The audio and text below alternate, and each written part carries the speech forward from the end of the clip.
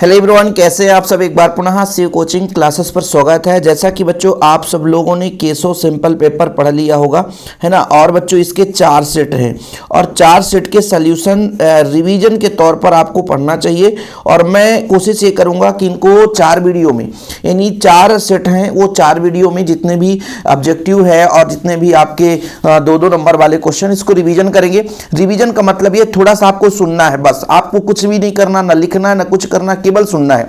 Maximum question हम super fast करेंगे, revision भी हो जाएगा बच्चों और आपको याद भी हो जाएगा, एग्जाम में छाप भी दोगे। पक्का बहुत सारे क्वेश्चन आते हैं यार, ये मत सोचना कि क्वेश्चन नहीं आते, बहुत सारे क्वेश्चन आते हैं। हाँ, 100 में 100% नहीं आते, लेकिन भाई 60-65% आसानी से। जो कुछ भी नहीं पढ़ा है वो केसो सिंपल का 4 सेट पढ़ ले, है ना। नोट्स भैया तो जिन्होंने लिए तो नोट्स पढ़ ही रहे होंगे, रिवीजन कर ही रहे होंगे। आज हम धुआं करेंगे फटाफट, ठीक है। थोड़ा समय लगेगा लेकिन मजा आएगा बच्चों। चलिए, करुण रस का स्थायी भाव क्या होता है बताओ। करुण का क्या होता है बच्चों? सुख होता है। क्या होता है? सुख होता है। लेखक आनंद यादव अपनी मां को लेकर कहां गए थे? दत्ताजी राव के यहाँ गए थे। जहां शब्द से काव्य की शोभा बढ़ती है बच्चों, वहां शब्दालंकार होता है। कवि किसका भार लिए फिरता है? जग जीवन का। कई बार क्वेश्चन पूछा गया है। किसनदा का असली नाम क्या था बच्चों? तो कृष्णानंद पांडे। किसनदा का असली नाम क्या था? कृष्णानंद पांडे। भगत जी क्या बेचते थे बच्चों? भगत जी चूरन बेचते थे। क्या? चूरन। अलंकार से काव्य में क्या आती है? सुंदरता आती है बच्चों। क्या आती है? सुंदरता आती है। जिन छंदों में मात्राएं गिनी जाती है उसे हम बोलते हैं मात्रिक छंद। क्या बोलते हैं बच्चों? मात्रिक छंद।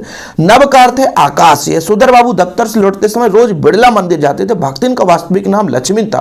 खेत की तुलना कागज के पन्नों से की गई है। मुहावरा लोकोक्ति समान है। गलत है बच्चों, क्योंकि मुहावरा अलग है, लोकोक्ति अलग है। ठीक है बच्चों, विभिन्न जनसंचार माध्यमों के लिए लेखन के तरीके अलग अलग हैं। भाई लेखन के तरीके अलग अलग हैं, बिल्कुल सत्य है। वर्ण, मात्रा, यति, चरण, तुक एवं गण छंद के अंग हैं, बिल्कुल सही है। ठीक है। कवि ने हार कर कील की तरह ठोक दिया, बिल्कुल सही है। बात को कील की तरह ठोक दिया। कई बार इसका बच्चों क्वेश्चन की बात को किस तरह ठोक दिया गया? कील की तरह ठोक दिया गया। और राष्ट्रभाषा के लिए संपर्क भाषा का प्रयोग करते हैं, बिल्कुल सत्य है बच्चों। सौंदर्यकर मास्टर कविता बहुत अच्छे ढंग से पढ़ाते थे, बिल्कुल सत्य है। ठीक है, चलिए, है ना। इसके बाद बच्चों मुद्रित माध्यम जो होता है वो मुद्रित माध्यम अखबार या पत्रिका है। मुद्रित माध्यम जो होता है अखबार या पत्रिका है। दीपदान बच्चों, दीपदान एक एकांकी है। हिंदी गद्य साहित्य का धरोहर। हिंदी गद्य साहित्य का धरोहर बच्चों, इसका क्या हो जाएगा? हिंदी गद्य साहित्य का धरोहर, तो इसका हो जाएगा बच्चों आपका निबंध। ठीक है। समाचार लेखन के 6 प्रकार। छापाखाना गोवा में सबसे पहले खुला, है ना। संपादकीय पृष्ठ, अखबार की आवाज। कहाँ है? अखबार की अपनी आवाज। ये ले थोड़ा, है ना। एक जगह मैं जनता की आवाज बताया था लेकिन वो गलत है, अखबार की आवाज है। चलो ठीक है। शब्द युग में बच्चों शब्दों में मेल जोल हो जाएगा। संपादकीय पृष्ठ, अखबार की आवाज, है ना। शब्द युग में शब्द में मेल जोल हो जाएगा। ठीक है, चलो आगे चलते हैं। उपन्यास सम्राट किसे कहा जाता है? उपन्यास सम्राट बच्चों किसे कहा जाता है? तो मुंशी प्रेमचंद जी हैं जिन्हें उपन्यास सम्राट कहा जाता है। वाक्यों का वर्गीकरण मुख्यतः कितनी दृष्टियों से किया जाता है बच्चों? तो वाक्यों की वर्गीकरण अर्थ के आधार पर, रचना के आधार पर किया जाता है। चंद्रगुप्त किसकी नाट्य रचना है? तो जयशंकर प्रसाद जी की चंद्रगुप्त नाट्य रचना है। ठीक है, चलो। मिश्रित वाक्य का एक उदाहरण दो। जैसे ही राम आया श्याम चल दिया। मोहनजोदड़ो का संबंध किस सभ्यता से बच्चों? तो मोहनजोदड़ो का संबंध सिंधु सभ्यता से। छोटा मेरा खेत कविता में कवि ने किस खेत की बात कही है? तो कागज के पन्ने रूपी खेत की बात कही है बच्चों। कवि ने स्लेट पर क्या मलने की बात कही? तो लाल खड़िया। क्या? लाल खड़िया, जिसे चाक के नाम से कहते हैं। ठीक है, देखो बच्चों महा रिवीजन चल रहा है। 32 प्रश्न आपने पढ़ लिया, 3 मिनट भी नहीं लगा। रिवीजन का ये होता है, किताब में आप पढ़ोगे, सो जाओगे, नींद लगेगा। अरे भैया रिवीजन करो ना, जितना हो सकता है हम रिवीजन कराएंगे आपको। पथिक जल्दी जल्दी क्यों चलता है? पथिक इसलिए जल्दी जल्दी चलता है क्योंकि कहीं मंजिल तक पहुंचने के पहले अंधेरा ना हो जाए, है ना। बस इतना लिख दो, नंबर मिल जाएगा। पथिक दिन में तेजी से ढलता देखकर जल्दी जल्दी इसलिए चलता है कहीं उसको मंजिल तक पहुंचने से पहले अंधेरा ना हो जाए। अतः मंजिल को शीघ्रता से प्राप्त करने के लिए चाहे भी उसे पथ पर जल्दी जल्दी चलने के लिए प्रेरित करता है। मतलब मंजिल पाने के लिए जो इच्छा है अंदर से, इसलिए वो जल्दी जल्दी दौड़ते हुए आगे की ओर बढ़ता है। आगे देखो, ऊषा कविता में गांव की शोभा कैसे बताई गई है बच्चों? ऊषा कविता में गांव की शोभा कैसे बताई गई है? ऊषा कविता में गांव में बताया गया कि गांव के प्रत्येक घर में प्रातः काल में महिलाएं सर्वप्रथम चौकों को लिपती है। तत्पश्चात सिल पर प्रयोग मसाले और चटनी पीसती है। दूसरी ओर सुबह घर के बड़े बुजुर्ग बच्चों, है ना, पढ़ने के लिए स्लेट और खड़िया चाक दे देते हैं। कवि ने उसे एक गतिशील चित्र बनाया है। आप कहोगे सर इसको रटना है, नहीं नहीं नहीं, हम आपको अपने माइंड में बताते हैं कि घर में लोग उठते हैं, सुबह सुबह सुबह उठते हैं ना, सुबह सुबह उठते हैं तो क्या करते हैं, घर में लीपा पोती करते हैं कि नहीं करते हैं। महिलाएं घर में उठते हैं सबसे पहले झाड़ू लगाते हैं, झाड़ू लगाते हैं, लीपा पोती करते हैं, चौके बनाते हैं, है ना बच्चों। फिर घर में खाना बनाने के लिए आग जलाती हैं, सिल पर मसाले चटनी आदि पीसते हैं। और बच्चे बुजुर्ग भी क्या करते हैं बच्चों, है ना, पढ़ने के लिए आगे बढ़ते हैं, स्लेट पर खड़िया चाक देते हैं, है ना, उससे कभी इसे ही गतिशील चित्र बनाया, मतलब कभी इसी के बारे में बताया है। अब आपको यदि याद नहीं है तो आप अपने भाषा में लिखो कि भाई गांव की महिलाएं सुबह उठ करके प्रातःकाल क्या करती हैं, सर्वप्रथम चौके को लिपती हैं, चौके बनाती हैं, है ना, और खाने में सुंदर चटनी सिल पर पत्थर से चटनी बनाती हैं बच्चों, पीसती हैं। दूसरी तरह बड़े बुजुर्ग बच्चों को, है ना, स्लेट और खड़िया देते हैं भैया, चाक देते हैं, और है ना, ताकि बच्चे पढ़ें। ये सब सुबह का काम होता है, सुबह यही होता है। हम भी अपने घर बच्चों कहते हैं उठो बच्चों पढ़ो, ठीक है बच्चों। चलो, भक्ति काल की प्रमुख काव्य धाराओं के नाम बताओ। तो सगुण और निर्गुण दो काव्य धारा है बच्चों, है ना। सगुण में राम भक्ति शाखा और कृष्ण भक्ति शाखा, या राम मार्गी शाखा या कृष्ण मार्गी शाखा होता है बच्चों। जबकि निर्गुण में प्रेम और ज्ञान, ठीक है, प्रेम और ज्ञान। यदि कभी कभी इससे कई प्रकार क्वेश्चन पूछ दिए जाते हैं तो इसमें बढ़िया दिया है बच्चों, काव्य धाराओं के नाम लिखिए। तो सगुण में राम भक्ति शाखा के कवि राम जी के बारे में जो वर्णन किया है, हाँ सर हमने तो पढ़ा, तुलसीदास तो भर भर के पढ़े हैं, तो भाई या तो याद हो गया। कृष्ण, ये सूरदास भी आपने पढ़े होंगे, सूरदास जी की कविताएं, है ना, बहुत ज्यादा कृष्ण जी के बारे में वर्णन सूरदास जी ने किया। तो इसके कवि कौन है, सूरदास हो जाएंगे। तो राम मार्गी कवि जो राम के वर्णन करेंगे बच्चों, वो आपके तुलसीदास हैं। कृष्ण मार्गी कवि जो श्री कृष्ण जी के बारे में वर्णन करेंगे, वो सूरदास हो जाएंगे। प्रेम मार्गी जो प्रेम से संबंधित, वो जायसी हैं। और ज्ञान मार्गी बच्चों कबीर और रैदास है, ठीक है, वैसे याद हो जाएगा। ये बहुत कठिन नहीं है। सगुण में दो प्रकार, राम भक्ति शाखा और कृष्ण भक्ति शाखा, ठीक है बच्चों।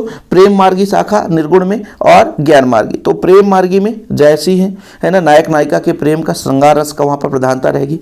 लेकिन जो केवल ज्ञान देगा कबीर दास जी है ना। चलिए चलो बच्चों आगे देखो, प्रगतिवाद काव्य की दो विशेषताएं, ठीक है। प्रगतिवाद, प्रगति कर रहे हैं तो मतलब जीवन के प्रति यथार्थता होनी चाहिए, है ना, शोषकों के प्रति आक्रोश व्यक्त किया जाता है, ठीक है, ये चीज़ है बच्चों। चलो इसको तैयार कर लेना, छोटे छोटे प्रगतिवाद काव्य की विशेषताएं। इस काव्य में जीवन के प्रति यथार्थवादी दृष्टिकोण को अपनाया गया है। हालांकि मैं जितने भी वीडियोस दिया हूं अभी तक में, एक प्लेलिस्ट बना हुआ है, उस प्लेलिस्ट को आप बढ़िया बैठ कर पढ़ो, रिविजन करो, आपके बेहतर अंक आएंगे बच्चों, कोई नहीं रोक सकता, समझ रहे हैं ना, ठीक है। संदेह अलंकार की परिभाषा और उदाहरण से देखो बच्चों। देखो, संदेह का मतलब ये होता है कि ऐसी काव्य रचना जिसमें, है ना, अंत तक संदेह बना रहे, मतलब जिस वस्तु की हम खोज कर रहे हैं उस वस्तु का पता न चल पाए, वो आपका संदेह अलंकार। मतलब जिस वस्तु के बारे में जानना चाहते हैं अंत तक संशय बना रहे, वहाँ पे संदेह अलंकार होता है। जैसे लक्ष्मी थी या दुर्गा थी या स्वयं वीरता की अवतार। या बच्चों संदेह में आप लोग सारी बीच नारी है कि नारी बीच सारी है कि सारी ही कि नारी है कि नारी ही की सारी है, ये भी आप लोगों ने पढ़ा होगा। सारी बीच नारी है कि नारी बीच सारी है कि सारी ही की नारी है कि नारी ही की सारी है, तो वो आपका संदेह अलंकार हो जाता है। बाकी लक्ष्मी थी या दुर्गा थी या स्वयं वीरता के अवतार बच्चों, ये भी आपका संदेह अलंकार है, ठीक है। मतलब लक्ष्मी या दुर्गा में फर्क नहीं समझ में आ रहा है कि वो जो हमारी रानी लक्ष्मीबाई है वो वास्तव में लक्ष्मी है, साक्षात देवी है, या कि दुर्गा का रूप है, वो खुद समझ में नहीं आ रहा बच्चों, ये चीज है, ठीक है। विरोधाभास अलंकार किसे कहते हैं बच्चों?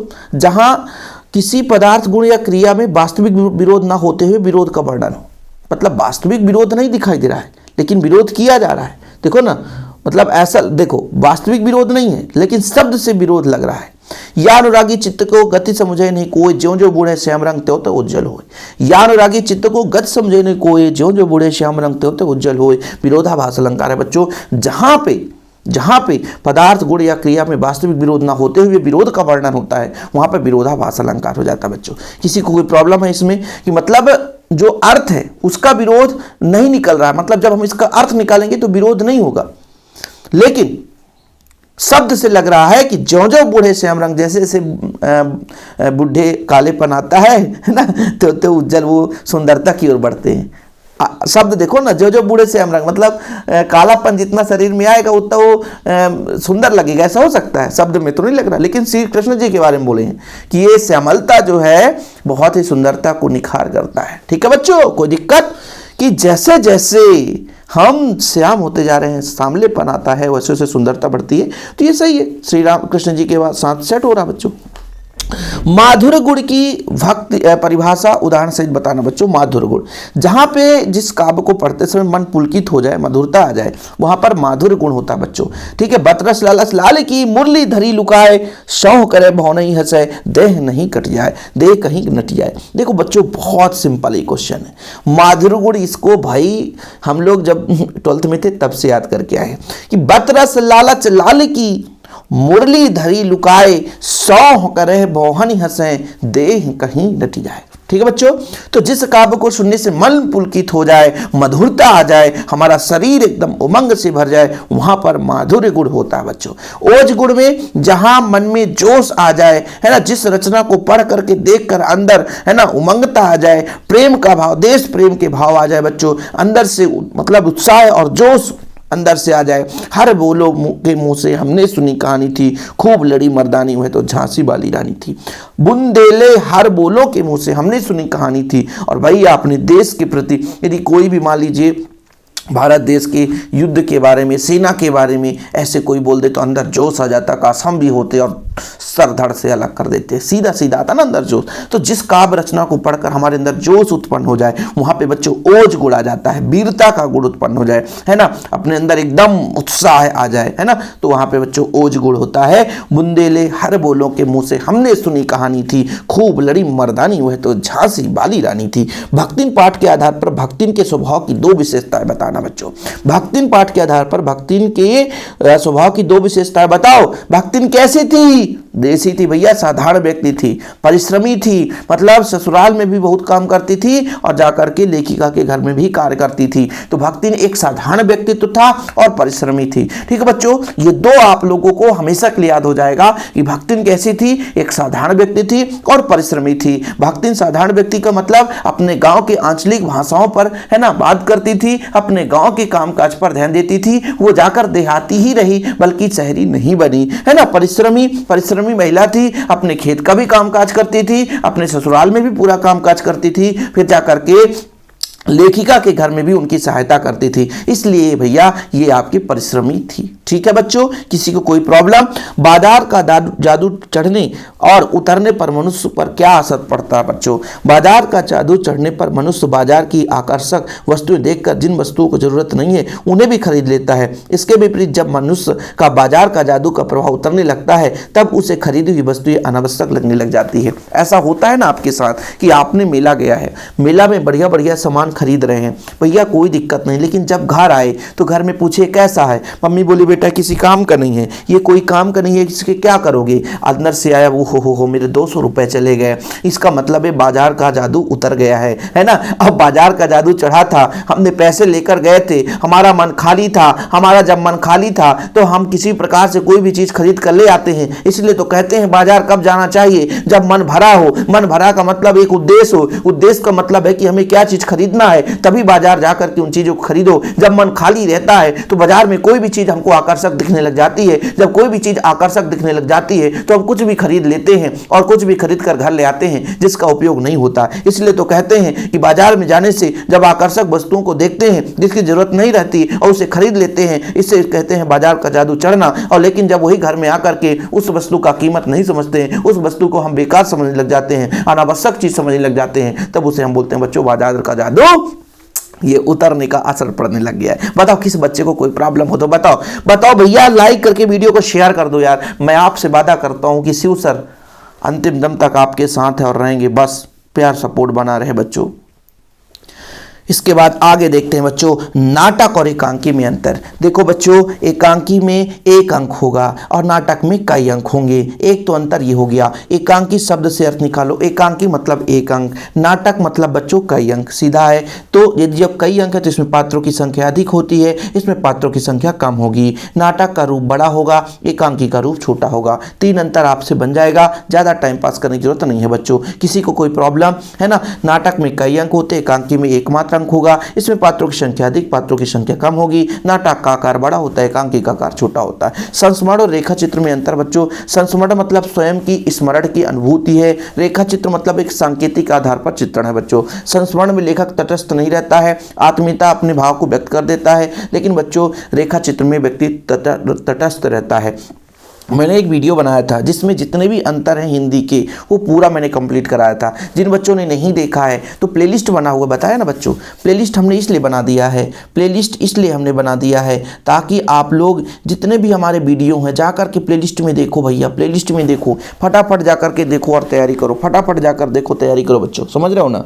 संस्मरण में अनुभूतियों का स्मृति के आधार पर चित्रण होता है, ठीक है बच्चों। मतलब स्मृति का मतलब स्वयं व्यक्ति सोचता है और उसके बारे में लिखता है, लेकिन रेखा चित्र ऐसा चीज हमको लिखना है जिसका बिल्कुल हमारे मन में भी, हृदय में भी वो हृदय में, चित्त में बल्कि वो प्रतिबिंब उत्पन्न हो जाए बच्चों, ध्यान रखिएगा। संस्मरण में लेखक तटस्थ नहीं, तटस्थ का मतलब है थोड़ा बहुत इधर उधर भी लिख सकता है ना, क्योंकि व्यक्तित्व की भावना होती है, व्यक्तित्व की भावना मतलब अपने विचार है, लेकिन रेखा चित्र में पूर्णतः तटस्थ रहता है, मतलब हर एक बात में बच्चों भाव स्वरूप चित्र का अंकन होना चाहिए। चलिए, राधिका मुझे पानी पीना है, आज्ञा बनाओ, आगे बचा, मुझे पानी पीना है तो आगे यानी हम आदेश देंगे तो बोलेंगे राधिका मेरे लिए पानी लेकर आओ, ठीक है, मेरे लिए पानी लाओ, ठीक है। मोहन गीत गाता, प्रश्न, क्या मोहन गीत गाता है, प्रश्नवाचक हो गए। 15 वर्ष बीत गए, अरे ओहो, आश्चर्य होगा ना, ओह 15 वर्ष बीत गए, है ना। पुलिस के आते ही चोर भागे, संयुक्त वाक्य बनाना था, पुलिस आई और चोर भाग गए, 2 वाक्य हो गया। तुम आस्तिक हो, निषेधार्थ, तुम मतलब नास्तिक, देखो भाई, तुम आस्तिक हो यानी तुम भगवान की पूजा करते हो, तो निषेध बना तो तुम नास्तिक हो, है ना, तुम, या तुम आस्तिक नहीं हो, ठीक है, या कि आप तुम नास्तिक हो, सबसे अच्छा। वह पुस्तक खरीदने के लिए बाजार गया था, मिश्र वाक्य बनाओ, वह पुस्तक खरीदनी थी, उसे पुस्तक खरीदनी थी इसलिए वह बाजार गया, ठीक है बच्चों, ये तो बिल्कुल सिंपल है। ईश्वर के अनेकों नाम हैं, ईश्वर के अनेक नाम है बच्चों, ईश्वर के अनेकों नाम नहीं, ईश्वर के अनेक नाम है। वह भाग्यवान स्त्री है, वह भागवती स्त्री है बच्चों, क्या वह भागवती स्त्री है। एक चाय का प्याला लाओ, तो चाय का एक प्याला लाओ, एक चाय का प्याला नहीं, चाय का एक प्याला लाओ। मेरी साड़ी तुमसे अच्छी है, मेरी साड़ी तुम्हारी साड़ी से अच्छी है। इस ग्रंथ का निर्माण किसने किया, इस ग्रंथ की निर्माण नहीं होती, रचना होती है, तो इस ग्रंथ की रचना किसने की। मुझे केवल मात्र 20 रुपए दीजिए, मुझे केवल मात्र, दोनों केवल लिख दो चाहे मत लिख दो, इसलिए केवल को हटाओ, मुझे मात्र 20 रुपए दीजिए, ठीक है बच्चों। चलिए यहां तक अपन रिवीजन करेंगे, ठीक है। चलो, राजभाषा किसे कहते हैं बच्चों, ऐसी भाषा जिसका काम सरकारी कामकाज के लिए करते हैं, है ना, प्रादेशिक भाषा राजभाषा कहते हैं, है ना। चलो, प्रत्येक प्रदेश में वहाँ का क्षेत्रीय भाषा राजभाषा होता है और शासकीय पत्र व्यवहार के लिए भाषा होती है बच्चों, जैसे मध्य प्रदेश में हिंदी, महाराष्ट्र में मराठी, ये तो सिंपल है। राजभाषा है ना, एक सरकारी काम के लिए, कामकाज के लिए प्रयोग की जाने वाली प्रादेशिक या राजभाषा कहलाती है, यानी जिस भाषा का हम उपयोग सरकारी कामकाज के लिए करते हैं उसे हम राजभाषा कहते हैं। किसी भी राज्य का क्षेत्रीय भाषा ही राजभाषा का दर्जा दिया जाता है, जैसे हमारे महाराष्ट्र का मराठी जो है वो राजभाषा है बच्चों। राजभाषा की 2 विशेषताएं, इसकी सरकारी कामकाज के लिए करते हैं बच्चों, इसका हम, है ना, दूर संचार के लिए भी इसका प्रयोग करते हैं, ताकि रेडियो दूरदर्शन राजभाषा का प्रयोग होता है बच्चों। शिक्षा का भी एक माध्यम होता है, ठीक है। तो राजभाषा सरकारी कामकाज के लिए होता है, क्षेत्रीय भाषा ही राजभाषा होता है बच्चों, तथा कार्य के निर्माण में शिक्षा का माध्यम रेडियो दूरदर्शन राजभाषा का प्रयोग किया जाता है, ठीक है बच्चों। किसी का कोई प्रॉब्लम यहाँ तक, ठीक है। चलिए यहाँ पर बताओ, यशोधर बाबू के व्यक्तित्व का अच्छे चित्रण बताओ या तो भैया यशोधर बाबू कैसे थे, उनके बारे में बताना है। देखो भाई, सबसे पहली बात तो यशोधर नए चीज़ों, इनके जो बच्चे हैं, इनकी जो पत्नी है, वो नए परंपरा के साथ ढल गई, मतलब जो नई जीवन जीने की शैली है ना, समय के साथ ढल गई, लेकिन इन्होंने कभी नहीं ढला। ये परंपरावादी थे, परंपरावादी पुराने रीति रिवाज पर भरोसा करते थे, जो पुरानी रीति रिवाज चली आई थी उन्हीं पर वो चलना चाहते थे, ठीक है। यशोधर बाबू सरल सादी रिश्ते नातों वाली शांत सुरक्षित जिंदगी जीना चाहते थे बच्चों। 2 चरित्र चित्रण पूछा गया है, इसलिए यहाँ पर छोटा सा आंसर है। कविता के प्रति लगाव के से पहले, उसके बाद अकेलेपन के प्रति लेखक की धारणा क्या बदलाव है। देखो बच्चों, यहाँ पर आप समझो, जब कोई चीज आपके मन में ना हो, आप खाली हो, तो आपका मन इधर उधर भटकेगा, भटकेगा कि नहीं भटकेगा, आपको लगेगा अकेलापन है, हम क्या करें, हमारा कोई दोस्त नहीं है, हमारा कोई जीवन साथी नहीं है, हम कुछ नहीं कर सकते, है ना। लेकिन जब आपका मन बिजी आ जाए, अभी आपका मन है एग्जाम टाइम में, आपको लगता है यार 25 को हिंदी का एग्जाम है, अब आपके मन में चारों मतलब तरफ से हिंदी हिंदी नजर आ रहा है, परीक्षा अध्ययन पढ़ लो, परीक्षा बोध पढ़ लो, सिंपल पेपर पढ़ लो, शिव सर का वीडियो देख लो, यूट्यूब पे अदर का वीडियो देख लो, लगातार आपके मन में भटक रहा, दिल चल रहा, बिल्कुल दिल धड़क रहा है। क्यों? क्योंकि आपका मन खाली नहीं है, आपका मन लगाओ केवल और केवल पेपर के आपके लिए है। इसी तरीके से कवि कहता है कि जब हम कविता के प्रति अपने जीवन को व्यक्त कर दिए, कविता लिखने के लिए हमारे मन में विचार आ गया, तब से हमने, है ना, कविता के प्रति ही केवल ध्यान आया, हमें अकेलापन बिल्कुल नहीं लगा, कविता के प्रति लगाव हो गया और कविता के प्रति धारणा बदल गई। इसलिए कवि कहता है कि भैया अकेलेपन के प्रति लेखक की धारणा इसलिए बदली क्योंकि भाई वो कविता के क्षेत्र में काम करने लग गया। कविता के प्रति लगाव से पहले लेखक का धारणा अत्यंत कठोर दुखदायी था, दुख था क्योंकि मन खाली था, अकेलापन था, अकेलापन बहुत खटकता था, वह जल्दी थक जाता था तथा उसे काम के प्रति निरस्ता उत्पन्न होती थी। कविता के प्रति लगाव होने के बाद उसे अकेलेपन से ऊब नहीं होती थी, उसकी सारी धारणा बदल गई। पहले की अपेक्षा वो अकेला रहना अच्छा लगने लगा उसको। मतलब कविता जब से लिखने लग गया तो कविता के बारे में सोचना, है ना, विचार करना, उसके बारे में लिखना, लगातार वो अकेले ही रह करके सोचता और उसको मन में भी अच्छा लगने लग जाता था। लेकिन पहले जब वो अकेला था वो अत्यंत दुखी रहता था, कठोर रहता था, अकेलापन का आभास होता था, है ना, वो जल्दी कामकाज के लिए थक जाता था। लेकिन जब से वो कविता में लेखन में आ गया तब उसके मन में कोई थकावट नहीं, कोई दुख नहीं, सिर्फ और सिर्फ वो अकेलापन रहने के लिए पसंद करने लग गया और हमेशा वो 24 घंटे क्या हो गया, बेस्ट हो गया। ठीक है, आप अपनी भाषा में ऐसे लिख सकते हैं बच्चों। इसके बाद बच्चों आगे देखते हैं, जनसंचार के 4 माध्यम को लिखिए। जनसंचार के माध्यम है समाचार पत्र, रेडियो, टेलीविजन, इंटरनेट। ये तो आप लोगों को बिना बताए आपसे बनना चाहिए।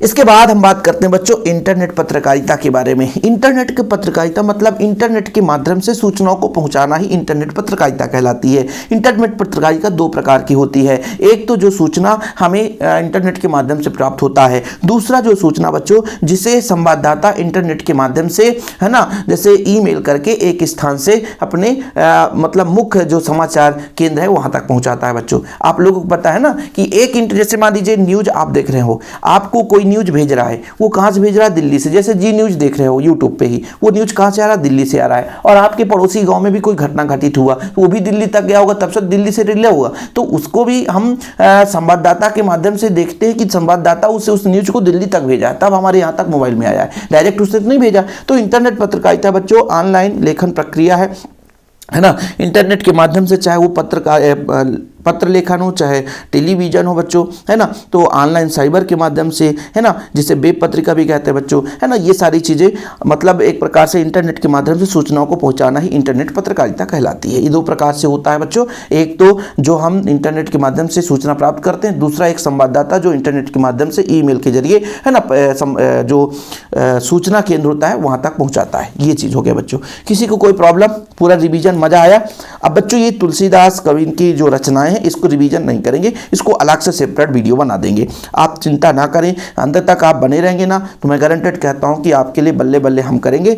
बैर क्रोध का आचार्य मुरब्बा है बच्चों। बैर का मतलब ये होता है कि किसी से दुश्मनी करना। यदि हम आप किसी के साथ दुश्मनी कर लेते हैं तो हमेशा वो अचार की डिब्बा जैसे बनाकर घर में ना रख लेते हैं तो लंबे समय तक चलता है। आप अभी आम का सीजन आएगा, आम जब तोड़ोगे और उसको बढ़िया तेल से नमक मिला करके, मसाला मिला करके रख लोगे और लंबे समय तक चलाओगे, 1 साल 2 साल 3 साल 5 साल तक चलाते हैं। ऐसे ही जब बैर होता है, पैर होता है, वो शरीर के अंदर क्रोध पैदा कर देता है और क्रोध एक लंबे समय तक ले चलता है, अल्पकालीन नहीं रहता बच्चों, ये स्थायी बनाने का प्रयत्न करता है। इसलिए हमें किसी से साथ बैर नहीं लेना चाहिए। दूर के ढोल सुहावन लागे, मैं भाव पल्लवन कह रहे थे, भाव पल्लवन है बच्चों, भाव पल्लवन का एक सेपरेट वीडियो बनाया था। दूर के ढोल सुहावन लागे, इसका मतलब है कि पास की चीजें हमें कुछ पसंद नहीं होती है, लेकिन जो दूर की चीज होती है बच्चों कर्णप्रिय होता है। इनको आपको अपने भाषा में जितना लिखना है भर भर के लिख देना, कोई दिक्कत नहीं है। जिसको भी स्क्रीनशॉट लेना है ले लें, थोड़ा सा पढ़ लें, बाकी एग्जाम में इसमें अपनी भाषा में भर भर के लिखना है। बाकी लगातार आप लोगों के लिए प्रयास जारी है। चैनल पे पहली बार है, चैनल को सब्सक्राइब कर लें। आज हमने इतना प्रैक्टिस किया, अगले दिन दूसरा सेट कर लेंगे, क्वेश्चन आंसर पूरा करेंगे बच्चों। जब 4 सेट हम कर लेंगे तो हमें गारंटेड यही लगेगा कि एक भी क्वेश्चन बाहर नहीं जाएगा। मुझे उम्मीद है बच्चों इतना आप भी कर लोगे। वीडियो पसंद आए तो लाइक करके शेयर जरूर करना। इधर लास्ट में ऑब्जेक्टिव भी है जिसमें बहुत कुछ त्रुटियां भी देखने को मिल जाती है, लेकिन हम लगातार आप लोगों के लिए हेल्पफुल वीडियोज लाते रहेंगे। फिलहाल अभी के लिए इतना ही बच्चों। जय हिंद, वंदे मातरम।